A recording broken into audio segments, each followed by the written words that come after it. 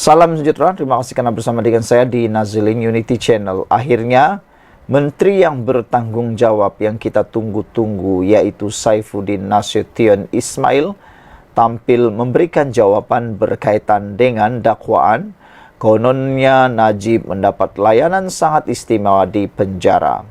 Ini jawaban menteri Saifuddin Nasution Ismail.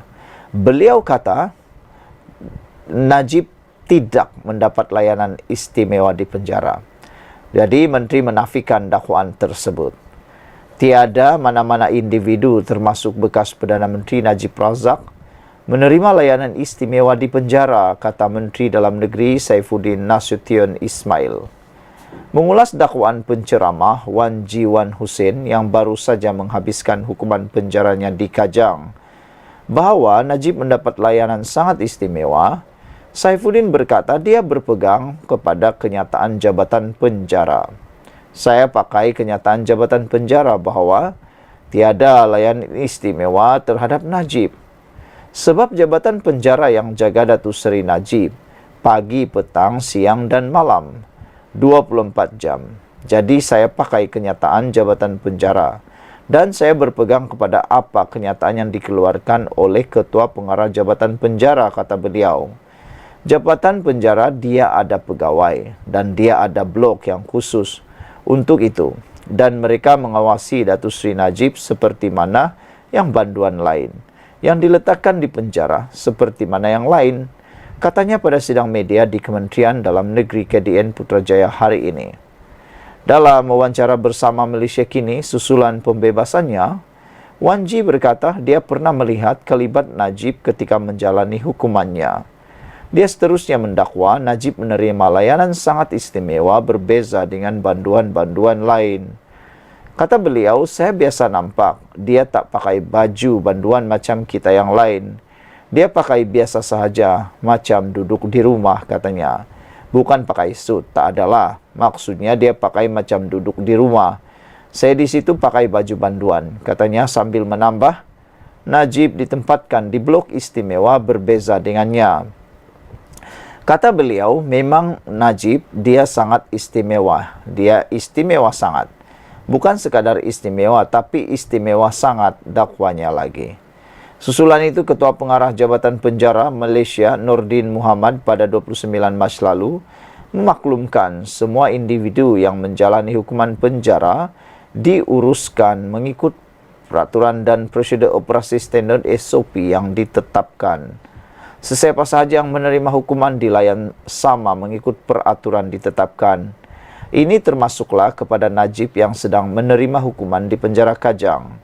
Beliau tetap tertakluk kepada peraturan dan Akta Penjara 1995, katanya tanpa menghuraikannya.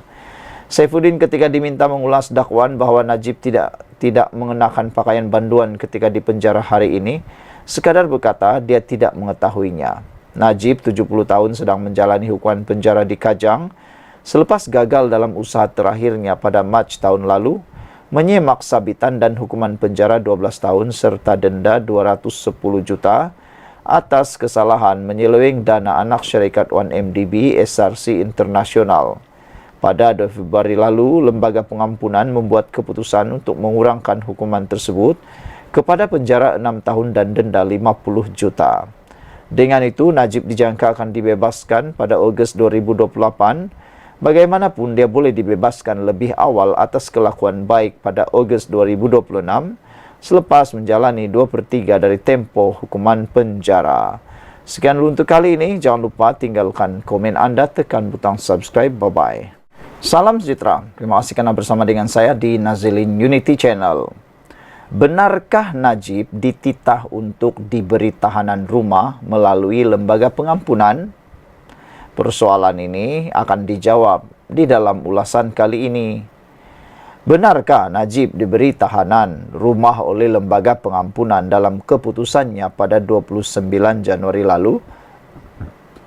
Sejak semalam, ramai yang mempersoalkan. Ramai yang membangkitkan persoalan ini berikutan Najib melalui peguamnya kini memfailkan permohonan bagi mendapatkan kebenaran semakan kehakiman terhadap titah addendum atau tambahan oleh Al-Sultan Abdullah Riyatuddin Al-Mustafa Bilal Shah di Mahkamah Tinggi. Semakan kehakiman difailkan pada 1 April lalu menerusi firma guaman Tetuan Safi & Co. Dalam permohonannya, Najib mendakwa bahagian tambahan atau titah edendum dalam pengampunan diraja oleh Yang di-Pertuan Agong ke-16, Al-Sultan Abdullah Riyatuddin Al-Mustafa Bilal Shah pada 29 Januari ketika mempengerusikan mesyuarat lembaga pengampunan adalah dengan membenarkannya untuk menghabiskan baki hukuman penjara 6 tahun melalui tahanan di rumah. Beliau menamakan Menteri Dalam Negeri, Komisioner Jeneral Penjara, Peguam Negara, Lembaga Pengampunan Wilayah Persekutuan Kuala Lumpur, Labuan dan Putrajaya, Menteri di Jabatan Perdana Menteri Undang-Undang Reformasi Institusi, Ketua Pengarah Bahagian Hal Ehwal Undang-Undang di JPM dan Kerajaan Malaysia sebagai responden pertama hingga ke-7. Dalam notis permohonannya, Najib memohon perintah untuk semua atau salah seorang responden melaksanakan titah Al-Sultan Abdullah itu dan dengan serta-merta memindahkan beliau dari penjara Kajang ke kediamannya. Bekas Perdana Menteri itu kemudian akan menjalani baki hukuman penjaranya di bawah tahanan rumah jika titah edendum berkenan wujud. Najib juga memohon satu perintah supaya semua atau seorang responden memberi salinan titah utama dan edendum yang dititahkan Al-Sultan Abdullah pada 29 Januari lalu. Beliau memaklumkan melalui surat bertulis kepada Al-Sultan Abdullah pada 25 Mac lalu mengenai niatnya memfailkan notis permohonan semakan kehakiman terhadap pihak berkuasa yang relevan berkenan titah terbabit. Ya, kerana pada 29 Januari 2024, Tuanku Al-Sultan Abdullah adalah Yang di-Pertuan Agong ke-16 dan saya mengambil langkah sebagai rafaq sembah hormat tertinggi saya. Pada tarikh 25 Mac 2024, saya turut maklumkan perkara sama kepada Yang di-Pertuan Agong Sultan Ibrahim sebagai rafaq sembah hormat tertinggi saya mengenai perkara yang sama, katanya menerusi afidavit permohonan tersebut. Pada 2 Februari lalu, media melaporkan Najib diberikan pengurangan 50% bagi hukuman penjara 12 tahun yang sedang dijalaninya sejak 2022 sekaligus menyaksikan bekas Perdana Menteri itu bakal dibebaskan pada 23 Ogos 2028. Pada 7 Mac baru-baru ini ketika membahaskan titah Yang di-Pertuan Agong di Parlimen, bekas Perdana Menteri Ismail Sabri Yaakob mahu kerajaan memberikan penjelasan berkaitan rayuan Najib untuk menjalani baki hukuman penjara di rumah secara menerusi program pelepasan banduan secara berlesen. Ismail berkata beliau difahamkan rayuan berkenan sudah dimasukkan dalam rayuan kepada lembaga pengampunan yang bersidang sebelum ini. Saya difahamkan perkara ini ada sebagai lampiran dalam petisyen permohonan rayuan tersebut. Jadi soalan saya, apakah ini benar atau tidak? Kalau ia benar, adakah ia dibincangkan semasa pembentangan rayuan tersebut dan apa keputusannya soal beliau? Persoalan utama di sini, jika benar Najib diberi hukuman tahanan rumah melalui titah agung ke-16 selaku pengerusi lembaga pengampunan, mengapa ia tidak diumum dan dilaksanakan? Soal kita setuju atau tidak Najib diberi tahanan rumah, itu atau ia adalah soal lain. Tetapi yang penting adalah titah edendum oleh seorang Yang di-Pertuan Agong. Siapakah yang begitu berani menyembunyi dan tidak melaksanakan titah agung itu? Ditulis oleh Sahabuddin Hussein 4 hari bulan 4 2024. Sekian dulu untuk kali ini. Jangan lupa tinggalkan komen Anda, tekan butang subscribe. Kita jumpa lagi. Bye-bye. Salam sejahtera. Terima kasih kerana bersama dengan saya di Nazilin Unity Channel.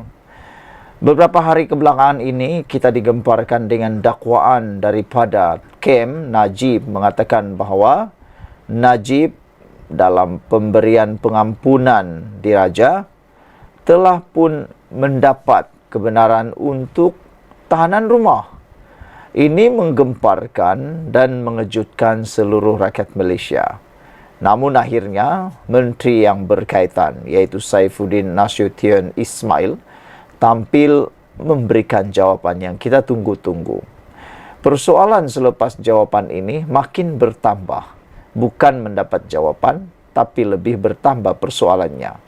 Ini apabila Saifuddin kata, dia tiada maklumat kononnya wujud titah Najib jalani penjara di rumah.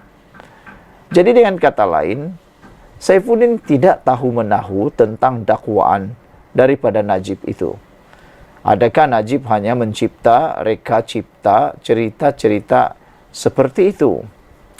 Menteri Dalam Negeri Saifuddin Nasution Ismail berkata, dia tiada maklumat berhubung bahagian edendum, yaitu tambahan dalam pengampunan diraja, yang membenarkan Najib Razak menghabiskan baki hukuman penjara di rumah. Katanya dia hanya menerima surat permohonan Najib untuk menghabiskan baki hukuman penjara di rumah. Dan saya tiada maklumat berkaitan dokumen tambahan, katanya dalam sidang media di Kementerian Dalam Negeri KDN Putrajaya hari ini. Saifuddin mengulas dakwaan Najib semalam bahawa dia memperoleh edendum dalam pengampunan diraja yang membenarkannya menghabiskan baki hukuman penjara 6 tahun di rumah. Najib semalam membuat dakwaan itu dalam permohonan semakan kehakiman yang difailkan di Mahkamah Tinggi Kuala Lumpur pada 1 April lalu. Dalam semakan kehakiman itu, dia memohon mahkamah mengarahkan Menteri Dalam Negeri, Peguam Negara, Lembaga Pengampunan, Kerajaan Persekutuan dan beberapa lagi responden untuk mengesahkan dakwaan itu. Menurut salinan permohonan semakan kehakiman itu, Najib mendakwa bahawa tambahan itu dikeluarkan oleh Yang di-Pertuan Agong pada 29 Januari lalu. Mengulas lanjut, Saifuddin juga berkata dia tidak pernah melihat edendum terbabit. Kata Saifuddin, tiada saya nampak edendum terhadap Najib. Saya bukan anggota lembaga pengampunan, saya pun tidak tahu, kata beliau. Sebab itu saya kata, saya akan teliti setakat mana yang ada pengetahuan kita. Satu komen daripada netizen berkaitan dengan isu ini, Tok Mudim tanya, ya ke addendum entah-entah hanya hearsay semata-mata. Adakah mungkin, kata Tok Mudim, adakah itu adalah maklumat tambahan ataupun Najib hanya dengar-dengar kata daripada orang? Itu yang dikatakan hearsay. Adakah hanya didengar daripada kata-kata orang? Kerana kalau benar itu berlaku, pastilah sudah ada yang tampil atau ada dokumentasi. Kalau cakap-cakap saja memang sukar untuk dipercayai. Yang paling kita tunggu sekalian ialah dokumen bertulis daripada pasukan Kem Najib. Kalau hanya hearsay, dengar-dengar saja, mungkin itu hanya rekaan semata-mata. Sekian untuk kali ini, ikuti terus ulasan selepas ini. Salam sejahtera, terima kasih kerana bersama dengan saya di Nazilin Unity Channel. Anda pasti terkejut dengan tajuk kali ini, dipetik dari Cosmo, yaitu wang 19 juta tidak sampai pada Najib. Itu kata Zarul Ahmad. Wow, nilai 19 juta bukan satu nilai yang kecil. Ini satu nilai yang sangat besar. Tapi yang mengejutkan kita, uang yang dikatakan bernilai 19 juta itu tidak sampai pada Najib. Kemana uang itu, dari mana uang itu, dan untuk apa uang itu? Seorang pengarah syarikat memberitahu mahkamah di seksyen di sini hari ini bahawa beliau menyedari ditipu oleh seorang ahli perniagaan selepas uang rasuah RM19 juta yang dijanjikan untuk Datuk Seri Najib Tun Razak tidak sampai kepada bekas Perdana Menteri itu. Datuk Zarul Ahmad Muhammad Zulkifli, 65 tahun berkata, wang itu diberikan kepada G. Ganaraja bertujuan mengeratkan hubungannya dengan Najib untuk jaminan projek akan datang selain melindungi perniagaannya daripada pelbagai tohmahan. Beliau berkata, ketika itu beliau ketika itu pengarah konsortium Zenith Construction Berhad, iaitu syarikat yang dilantik melaksanakan projek Terowong Dasar Laut Pulau Pinang. CZCSB dahulunya dikenali sebagai konsortium Zenith Beijing Urban Construction Group Sendirian Berhad. Menurut saksi pendakwaan ke-23 itu, pada bulan Ogos 2017, Ganaraja menghubunginya beberapa kali dan meminta 2 juta ringgit, meskipun sebelum itu beliau telah menyerahkan 15 juta ringgit kepada syarikat Bumi Muhibah Capital Holding Sendirian Berhad. Saya beranggapan semua wang 19 juta itu telah disalurkan kepada Najib melalui Ganaraja, meskipun hingga kini saya tidak pernah bertemu beliau yang ketika itu Perdana Menteri, kata beliau lagi. Saya menyedari ditipu selepas pihak SPRM menjalankan siasatan. Saya tahu wang itu tidak sampai kepada Perdana Menteri, ujar beliau ketika merujuk pernyataan yang diberikannya kepada Suruhanjaya Pencegahan Rasuah SPRM. Saksi utama pendakwaan itu memberi keterangan pada prosiding mencabar kredibiliti beliau pada perbicaraan kes rasuah Lim Guan Eng berkaitan projek Terowong Dasar Laut Pulau Pinang, dipetik daripada Cosmo Online. Sekian dulu untuk kali ini, jangan lupa ikuti terus ulasan selepas ini. Selamat petang, salam sejahtera, terima kasih karena bersama dengan saya di Nazilin Unity Channel. Isu yang paling hangat di media sosial hari ini daripada Malaysia kini adalah tentang tuntutan aktivis supaya Akmal Saleh, Ketua Pemuda UMNO, dan 4 orang yang lain diharamkan ke Sarawak dan Sabah. Isu ini masih berpanjangan. Sudah dinasihati oleh Ketua Duli Yang Maha Mulia di Pertuan Agong Titah Baginda supaya isu stokin dengan kalimah Allah dan juga kekemat supaya dihentikan, tetapi masih lagi tidak berhenti, sehingga ianya kini menular pula kepada aktivis yang ada di Sarawak dan Sabah. Mereka menuntut supaya Akmal dan 4 orang yang lain diharamkan terus ke Sarawak dan Sabah. Apa cerita sehingga Akmal kini mahu diharamkan di Sarawak dan di Sabah? Itulah. Kemarin Agung dah kata berhenti untuk bercakap lagi tentang isu hangat ini. Tetapi Akmal pula bertanya, adakah Agung melarang untuk memboikot, kata Akmal.